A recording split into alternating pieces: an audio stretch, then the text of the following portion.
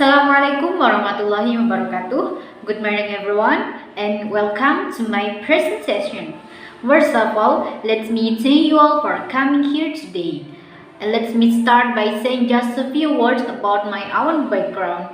My name Ummu Aina Nafidatul Khusnah. I'm a student of Al-Quran and Tafsir Studies at UINHAS Jember. In this presentation, I would like to explain an article with the title, The Environment in the Study of the Quran, the Environmental Crisis and its Management from the Perspective of the Quran. This article is written by Muhammad Kamalullah. This presentation can be looked at under the following headings. First, Introduction.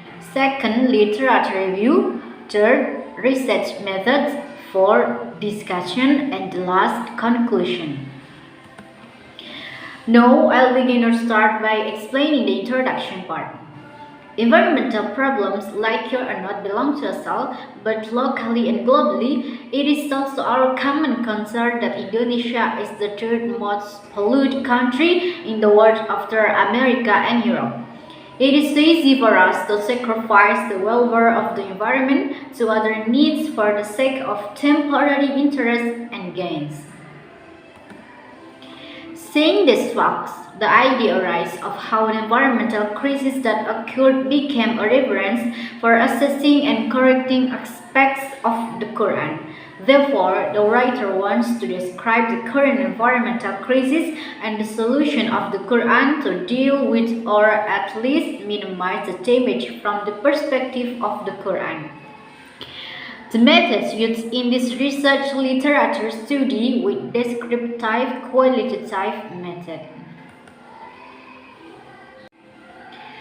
Definition of environment and the environment.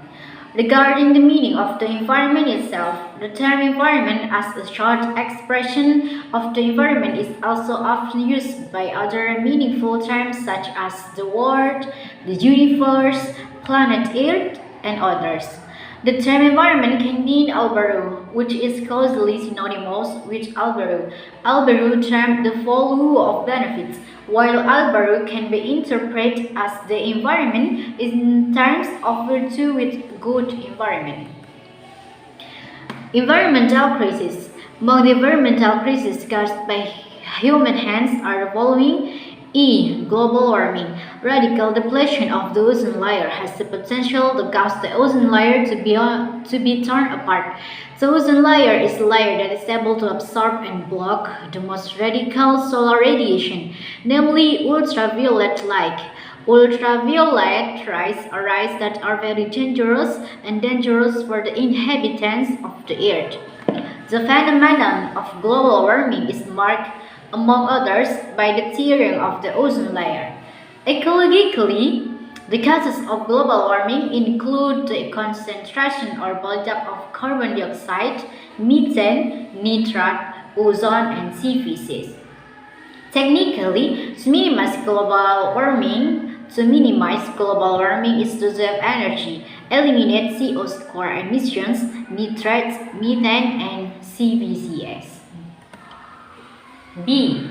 Floods and drought due to deforestation.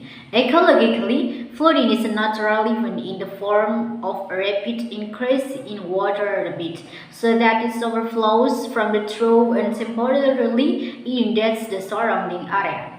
There are various causes of flooding in rivers, lakes, and seas, namely heavy rainfall so that the rainwater exceeds the capacity of the river, decreased soil absorption caused by ground cover, depletion of protected forests, change in residential areas or industrial environments, reclamation.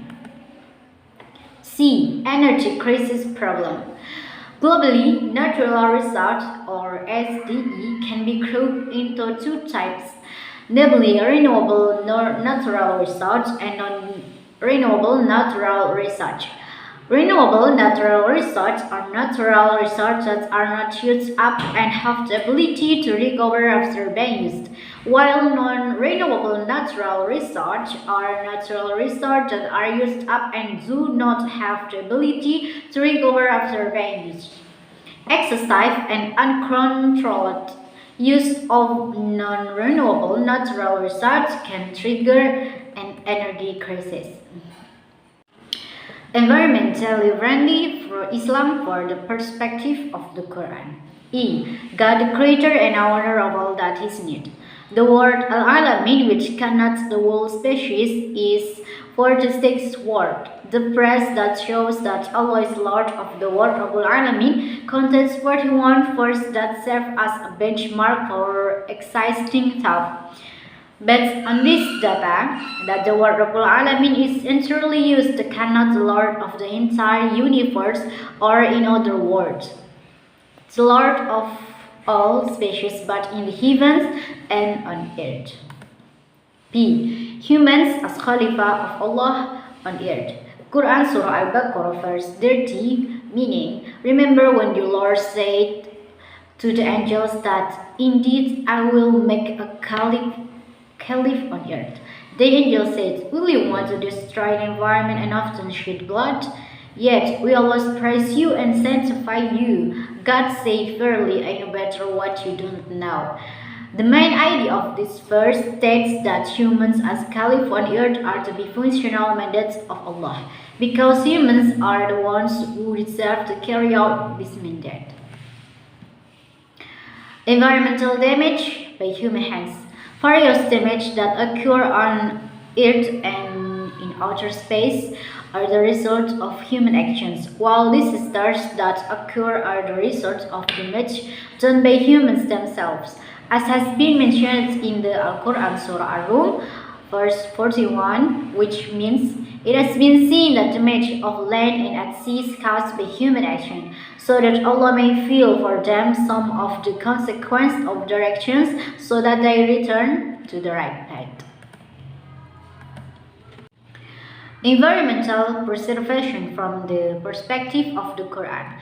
In Surah An-Nahl, verse 5, Allah says, which means, and He has created cattle for you. The rain is hard that warms and benefits, and some of you eat. God provides livestock not only for the purpose of eating, but also to protect humans from the cold. Textile technology is very advanced. The price and quality of wool remains high and is a matter of pride for the wearer. Furthermore, how Allah has created a perfect ecosystem. He shows the nature of Surah An-Nahl verse 10 until 11, which means, it is He who has sent down rain from the sky for you. Some of it is a rain, some of it as a drink, and some of it fertilizes the plants, which where it clouds you graze your livestock. He grows for you with rain plants, leaves, dates, grapes, and all kinds of fruit. Verily, in that there is a sign of Allah's power for you within.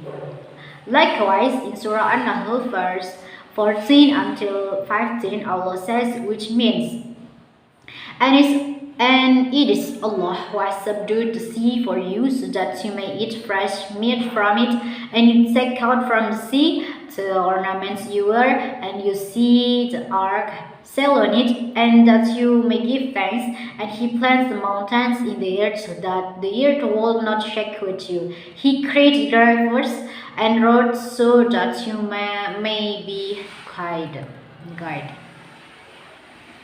Okay, and the last conclusion. Humans as God's caliph on earth, as guardian of the universe, to keep it beautiful and comfortable, because it will be with all its ecosystem is for human use, which God made the earth a place for man.